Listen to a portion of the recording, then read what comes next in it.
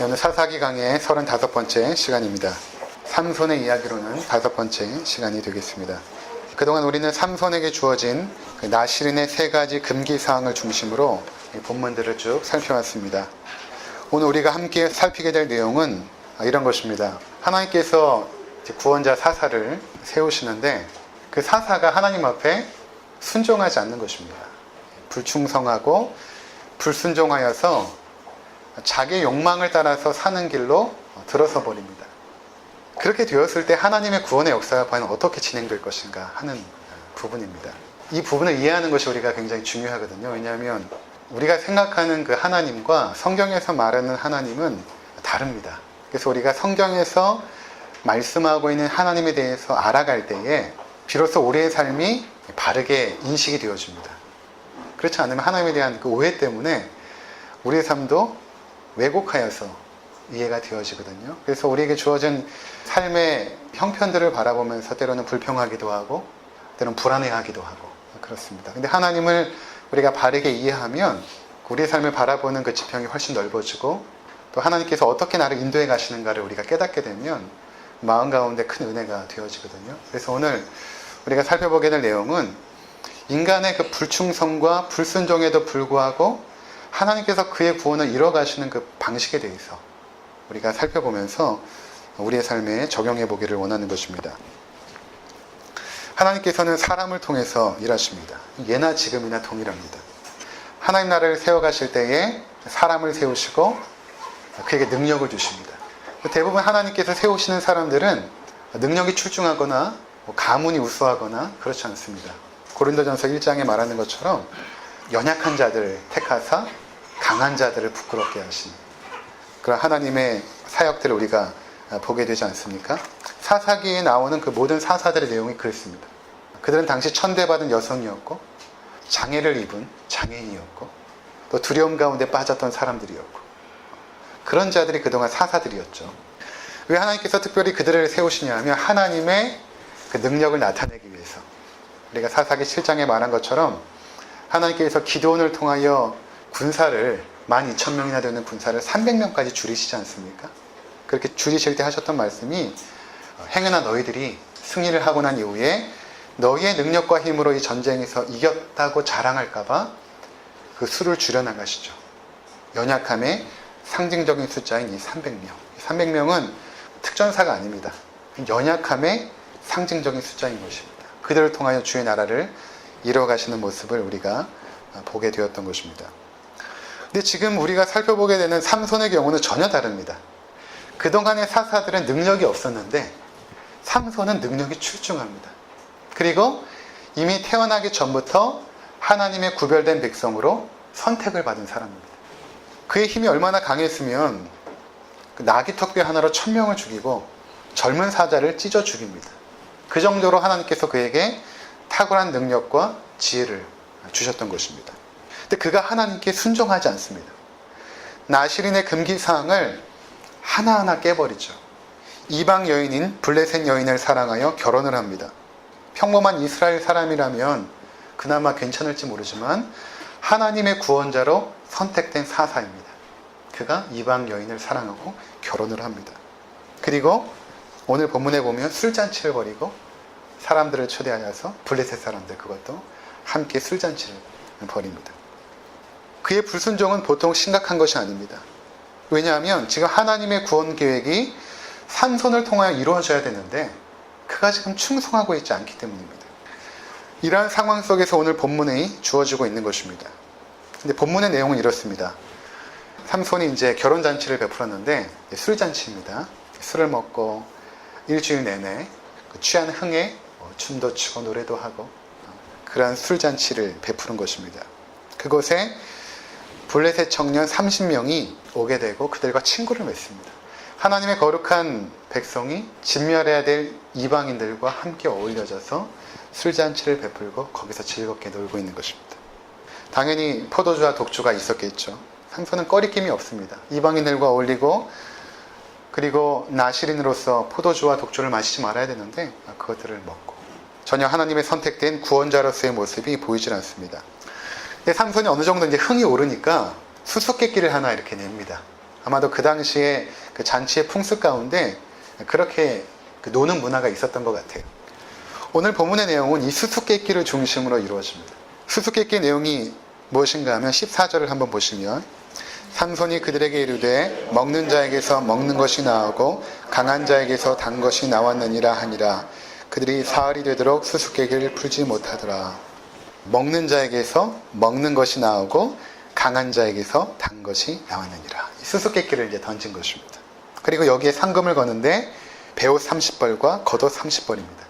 그러니까 오늘날 우리가 입는 이 옷은 그렇게 제산 목록 가운데 들지 않지만 그 당시에는 두 번째 해당하였습니다. 집이 가장 가치 있는 것이었고 그 다음 목록이 뭐냐면 옷이었습니다. 여기서 말하는 그 겉옷은 잔치나 특별한 어떤 자리에서 입는 그 겉옷을 말하거든요. 그러니까 상당히 비싼 옷입니다. 오늘날로 하면 승용차 정도 될 것입니다. 이것을 만약에 풀게 되면 이 상금을 받게 되지만 못 풀게 될 경우에는 거기에 모인 블레셋 그 친구들이 삼손에게 이것을 줘야 되는 것입니다. 도박과 같은 수수께끼입니다. 근데 문제는 무엇인가 하면 이 수수께끼는 그 누구도 풀 수 없다라는 데 있습니다. 왜냐하면 지극히 개인적인 경험을 토대로 문제를 내었기 때문입니다.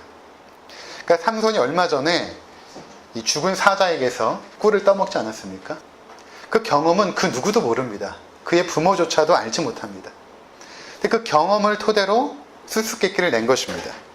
삼손이 사자의 시체에서 꿀을 떠먹은 사건은 굉장히 심각한 사건이었습니다. 그것은 나시린의 세 번째 규례를 어긴 것이죠. 시체를 만지지 말라.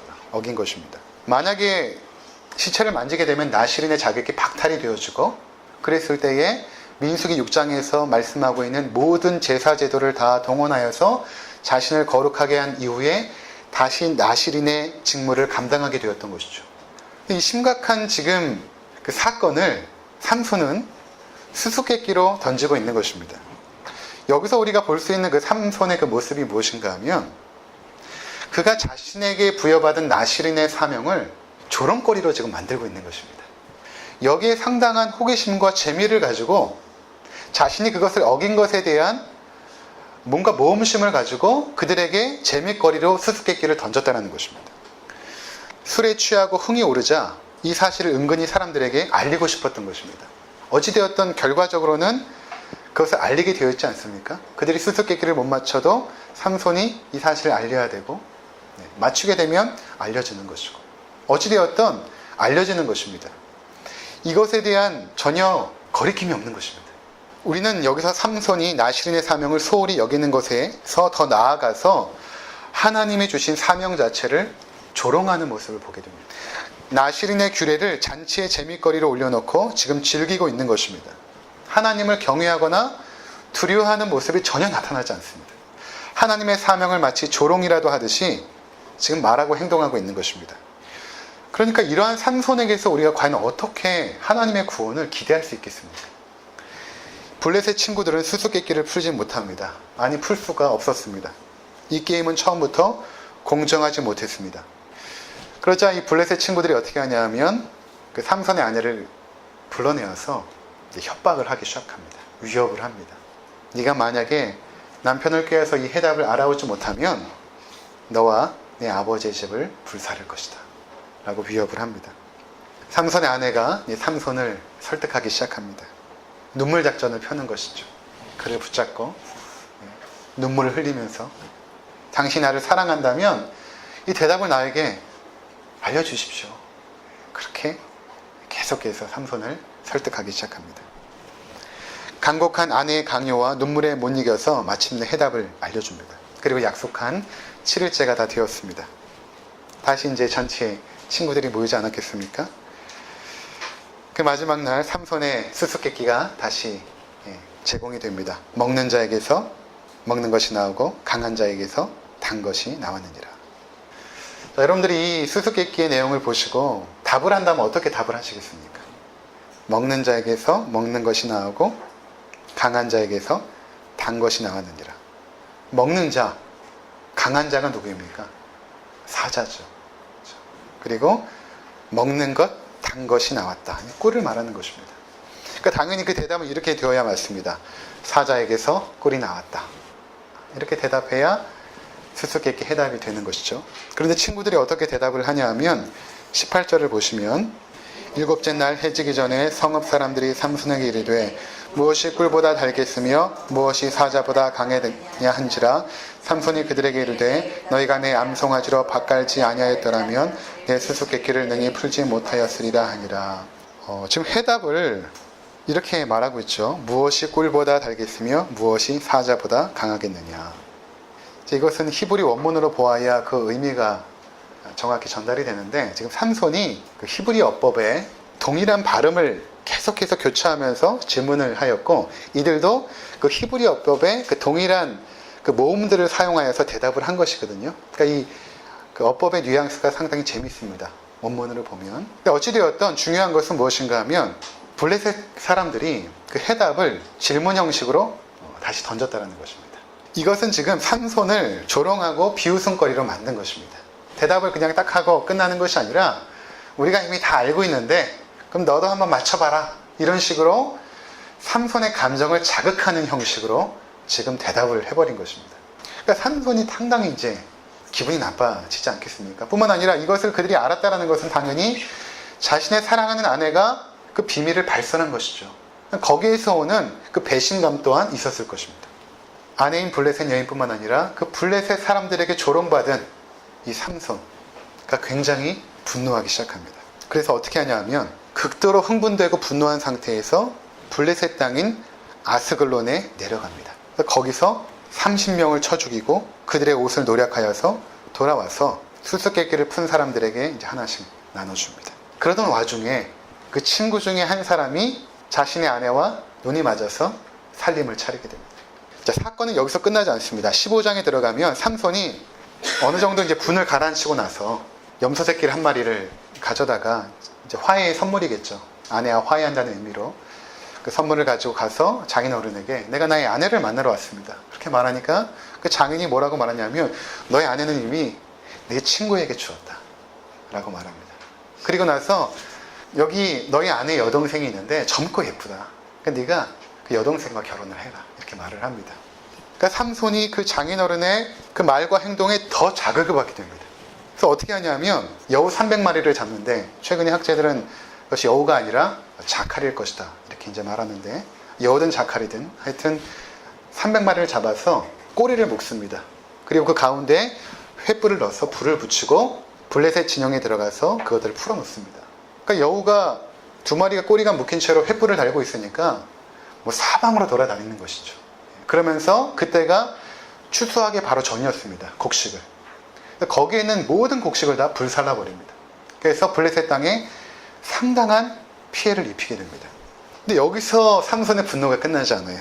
또 어떻게 하냐면 15장 7절과 8절 우리 한번 보시면 삼손이 그들에게 이르되 너희가 이같이 행하였은즉 내가 너에게 원수를 갖고야 말리라 하고 블레셋 사람들의 정강이와 널쩍다리를 크게 쳐서 죽이고 내려가서 에단 바위 틈에 머물렀더라. 거기서 블레셋 사람의 정강이와 넓적다리, 그들이 더 이상 거동하지 못하도록 그렇게 내리쳤다라는 것입니다. 그러니까 여러분 잘 보시기 바랍니다. 결혼을 하고 즐거운 잔치 속에서 수수께끼를 하나 딱 던진 것이 여기까지 온 것입니다. 여기서 이제 다음 시간에 더 확장되거든요. 마치 불이 번지듯이 삼손의 그 분노는 살인으로 이어지고 있는 것입니다. 근데 오늘 우리가 관심을 가지고 볼 것은 이것입니다. 하나님께서는 과연 무엇을 하고 계시는가? 지금 하나님의 선택된 그 삼손이 이렇게 지금 행동하는 것이 어떻게 하나님의 구원을 이룰 수 있는가 하는 것입니다. 어떻게 하나님의 구원은 진행될 것인가? 이것을 우리가 이해하기 위해서는 14장 4절을 이해를 해야 됩니다. 14장 4절. 그때 블레셋 사람이 이스라엘을 다스린 까닭에 삼손이 틈을 타서 블레셋 사람을 치려 함이었으나 그의 부모는 이 일이 여호와께로부터 나온 것인 줄을 알지 못하였더라. 자, 이 부분이 우리 개역 개정 성경에 약간 오역이 있습니다. 어떤 오역이냐 하면 4절에 그때 블레셋 사람이 이스라엘을 다스린 까닭에 삼손이 틈을 타서가 아니라 여호와께서 틈을 타서입니다. 여호와께서 틈을 타서. 그래서 제가 공동 번역으로 읽어드리면 그러나 그의 부모는 이 일이 모두 야훼께서 하시는 일인 줄 몰랐다. 그때 블레셋 사람들이 이스라엘을 지배하던 때였기 때문에 야훼께서 블레셋 사람들을 칠 구실을 마련하시려는 것이었다. 그리고 세 번역으로 제가 읽어드리면 그의 부모는 주님께서 블레셋 사람을 치실 계기를 삼으려고 이 일을 하시는 줄을 알지 못하였다. 자, 그러니까 지금 여호와께서 이 일을 지금 진행하고 있다는 것입니다. 어떤 일을 진행하고 있는가? 삼손이 블레셋 여인을 만난 것, 결혼한 것, 수수께끼를 낸 것, 그가 분노하여서 사람들을 지금 쳐 죽이고 있는 이 모든 사건을 지금 누가 주관하고 있냐 하면 여호와께서 하고 있다는 것입니다. 여호와께서. 자, 이것은 어떤 의미가 있냐면 여호와께서 삼손의 불순종의 주관자라는 의미가 아니라, 그런 의미가 아니라 삼손의 불순종까지도 여호와께서 지금 사용하고 있다는 것입니다. 그는 그냥 자기의 원수를 보복하고 자기의 감정대로 행동하고 있는데 여호와께서는 그것을 절묘하게 이용하여서 하나님의 구원을 이루어가고 있다는 것입니다. 결과적으로는 블레셋이 지금 진멸당하고 있거든요. 근데 그들을 진멸할 수 있는 방식이 우리가 이해하는 방식이 전혀 아닌 것입니다. 순종하는 방식을 통해서 이루어지는 것이 아니라 불순종하는 방식을 통해서도 하나님은 그의 사역들을 이뤄나가고 있더라는 것입니다. 굉장히 놀라운 하나님의 역사인 것입니다. 그러니까 하나님의 구원은 인간의 어떠함에 상관없이 이루어진다는 것입니다.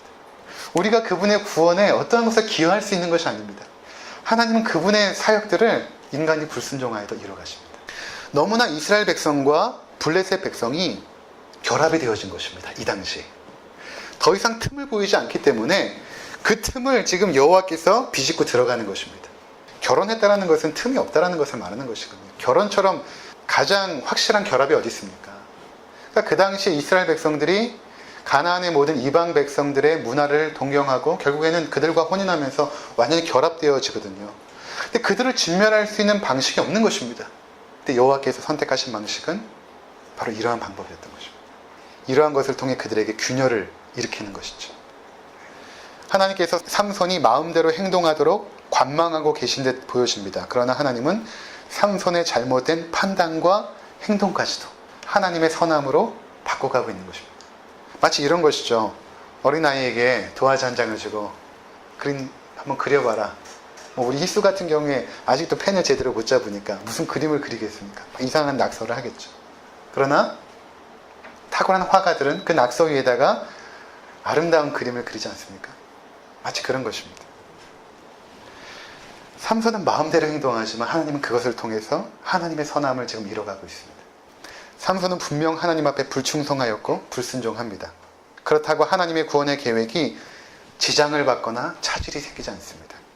오히려 그것을 역이용하여서 그분의 일들이 진행되게 하고 있는 것입니다. 블레셋을 진멸하기로 한 하나님의 뜻은 성취되고 있는 것입니다. 자, 그래서 보면 몇 절을 보시냐면 14장 19절을 보시면 여호와 영이 삼손에게 갑자기 임하시지 않습니까?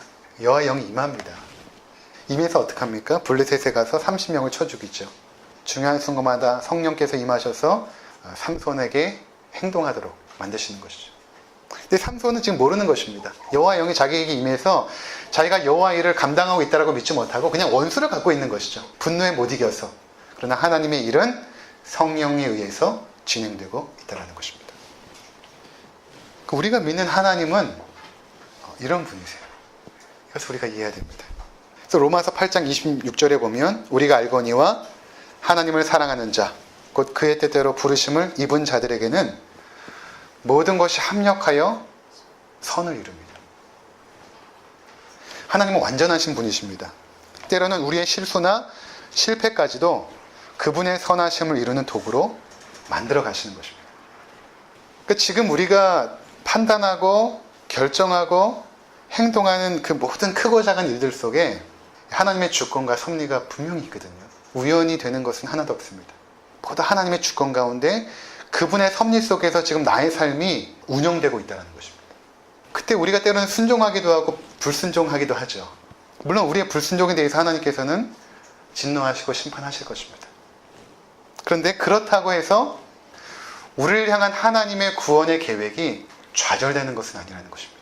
마침내는 하나님의 선함이 이루어진다는 것입니다. 이 선하심의 결과를 맺기 위한 과정이 지금 우리가 살아가는 그 인생의 역사인 것입니다. 이러한 믿음은 우리 삶에 중요한 인식의 변화를 가져오는데 그것은 무엇인가 하면 우리 삶을 그동안 이제 바라보면서 여러분들이 어떻게 바라봤는지 모르겠지만 대부분의 사람들은 우연히 우리의 삶의 모든 것들이 일어난다라고 생각하는 사람도 있고 또 어떤 사람들은 어떤 원인에 의해서 어떤 결과들이 생긴다. 인과론적으로 생각하는 사람들도 있을 것입니다. 또 이미 결과론적으로 태어날 때부터 우리 DNA 가운데 우리 삶이 결정되었다라고 생각하는 사람도 있습니다. 다 잘못된 것이죠.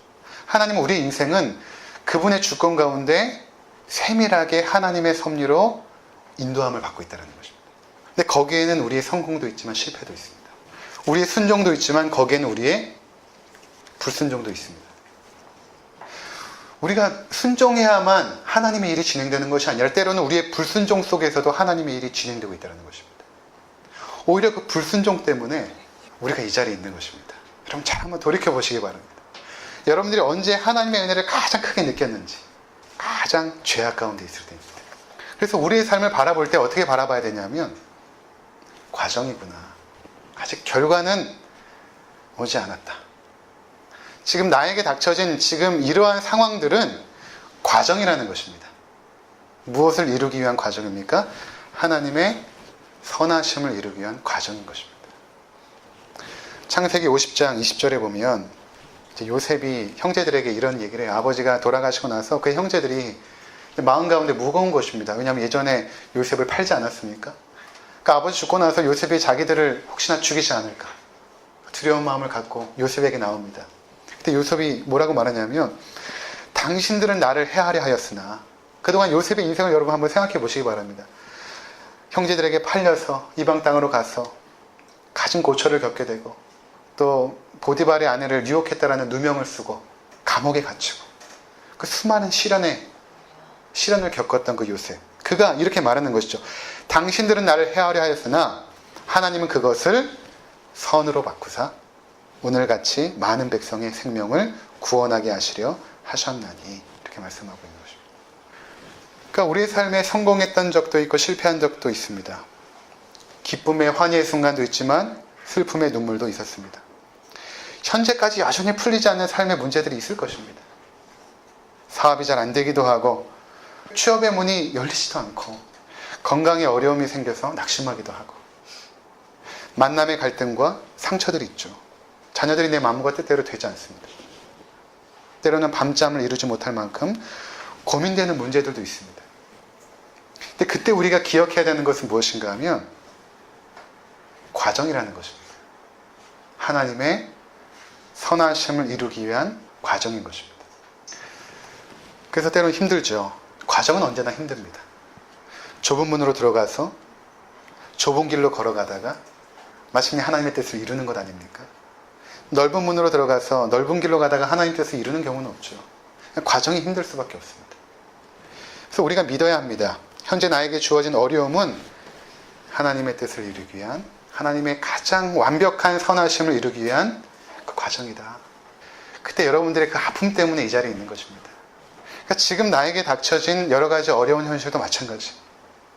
이것이 하나님의 선함을 이루기 위한 과정이라고 생각하면 우리의 현재에 닥쳐있는 여러 가지 환경들을 보다 넓게, 여유롭게 인내하면서 걸어갈 수 있는 것이죠.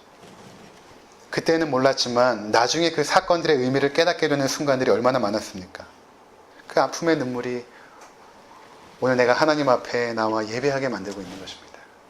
그때 그 상처가 나를 하나님을 사랑하도록 만들고 있는 것이죠. 그러니까 현재도 마찬가지입니다.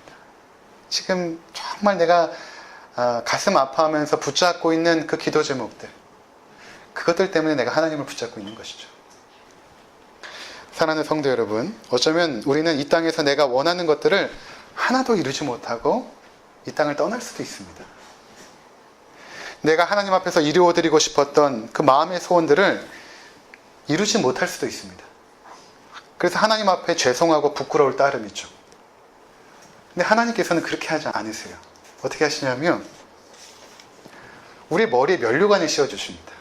이게 어떻게 가능한가? 나는 하나님 앞에 불순종하고 불충성하고 가끔씩 기쁘게 해드린 적은 있지만 전반적으로는 부끄러운 삶을 살았는데 왜 내 머리에 면류관을 씌워주실까? 히브리서 11장에 보면 믿음의 인물들이 쭉 나열되어 있는데 거기에 누가 올라가냐면 삼손이 이름이 올라갑니다.